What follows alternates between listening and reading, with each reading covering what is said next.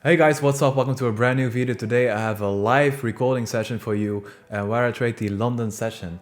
So I hope you enjoy this video. This year I started with recording my trading sessions, and today I had the first trading session of the year, the 10th of January. Unfortunately, my microphone wasn't recorded during this trading session. I don't know, I set everything up right, but for some reason it didn't record. I fixed this so in the future it won't happen again and you can see me trading live. But I will go over my trading, I will go over my thinking process and everything in between. And yes, this is recorded with Vimeo, the little brother of YouTube. I don't know, it is like a super easy way to record your screen using Vimeo. It just records your full screen, your microphone and your face cam, so it is perfect. Okay, right here I go into the charts, and as you know I only trade EURUSD, GBUSD and EURJPY. Today I didn't even look at EURJPY, I was only focusing on EU and GU. So I went right in, and I have to say my thought process was always that EU was going bearish, I'm sorry, and it would react off this weekly level. But right now we see it rejected this level right here, and it came back and it bursted through this level, and now I'm expecting a reaction back down here. But the overall trend was bullish. So I'm marking up my daily highs and lows. These are the first thing that I do, is marking up my daily highs and lows. And this is what I did. Then I do the New York midnight open. This is something that the ICT uses. When New York opens at midnight, he draws it on the screen. So I do the same, but my time zone is not on New York time zone because I don't know, I can't work with it. I'm so confused when I try to work with it, so I just leave it on my own time zone. It's UTC +1. He's in the New York time zone, but I'm in the Brussels Amsterdam time zone. So for me, it is at 6 a.m. in the morning. It's the New York midnight open. Then I go a bit further. I'm just marking off my charts right here. As you can see right now, this is a 1 hour fair value gap. This was a 4 hour fair value gap. Let me go back real quick. Yes, this is the 4 hour fair value gap that I'm marking up right now. And by the way, as you can see, here's my webcam from the live, and I'm talking. I was not talking to you guys because this is just a recording for me, but I figured that why not use it for some videos and give you guys some insight on my psychology during trades, and give you guys some insight on how I really mark up my trades. So this was the 4 hour fair value gaps that I drew on, both of them. I was saying that I'm not drawing on the 1 hours because they perfectly overlay with the 4 hour. This is the 15-minute fair value gap where we came in perfectly. By the way, as you guys can see in the top right corner, it is 9 minutes before London Open. So right here I was explaining that I expect price to come back into this 4 hour fair value gap sometime. Not at the moment probably, but this is my overall target for, I think, maybe for the week. Okay, so I think right here I was marking up GU. It was almost the same as EU, was a 4 hour fair value gap where we are in right now. And as you can see, midnight open, and there was a break of structure that happened. But we came back now, we're a little bit consolidating. So I was waiting for an entry signal on GU. I'm also closely monitoring the DXY right here, because it is of course the leading currency in both of my pairs. Okay, now it is 1:09. London has been opened. I'm just checking up the news for the week. Even though I do this every single day, I'm still checking it up every single day to see if I didn't miss anything. And I'm explaining here what is important and what is not for you guys. Unfortunately, my footage got away, but you can open it yourself. Okay, now I realize that there has been some momentum in the market. So what do? I go to the 1 minute time frame where I was already, and I see this happening. This is my entry immediately. Why is this my entry? I pause the video. As you can see, we had a break of structure right here, and we had a change of character. So now our lower highs and higher lows has been gone to higher highs and higher lows, because this is a new higher low that has been formed. We broke this short-term high right here because it has a lower wick to the left, a lower wick to the right. So this is our most recent short-term high. We broke that. We left the fair value gap by doing that and this displacement move. So this is my entry. I put my stops underneath the first candle of the displacement move on the wick of the first candle that forms the 3 candles of the fair value gap. But I'm always taking a 5 pip minimum, by the way. So that's why I'm not placing it exactly on that. I target the most recent high, and that's what I do right here.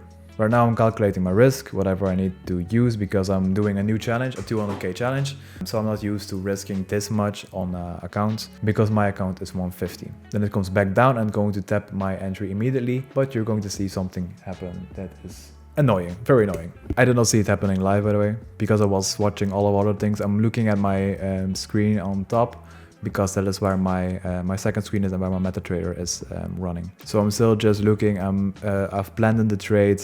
There was a 40 lot trade, risking 1% on my 200k account for 5 pip stop loss. I want to risk 2% on this trade.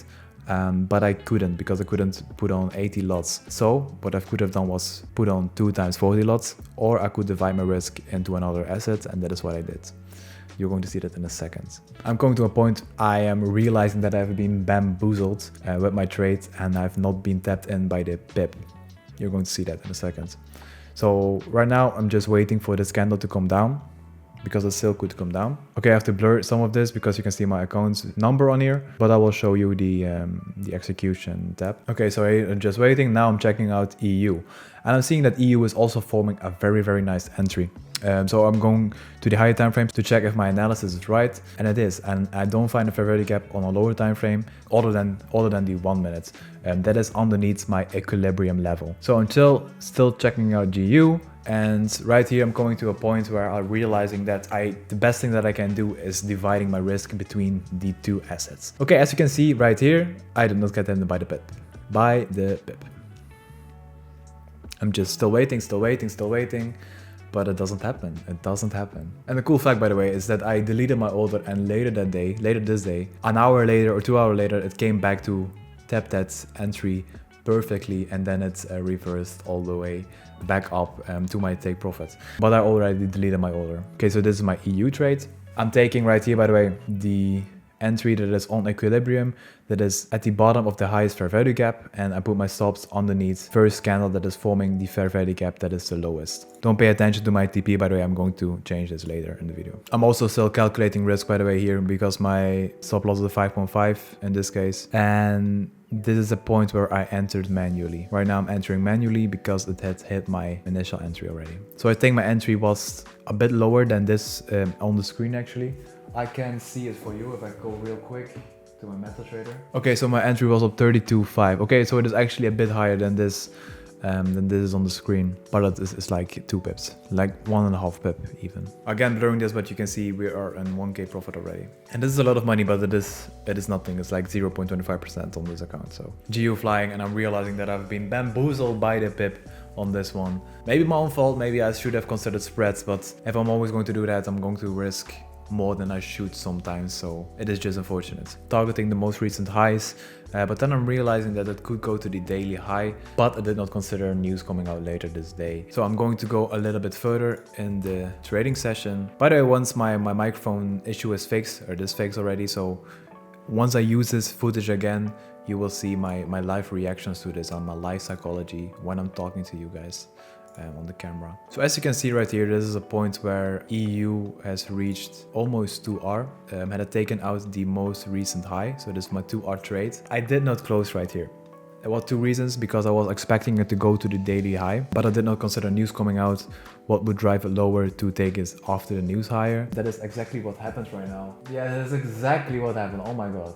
Okay, you can see a screenshot right now on the screen where it went down to take liquidity, and then after the news it just blasted away to the daily high almost. And that was actually my target, because my target was not on the daily high perfectly. It was on the -2 level from the FIB.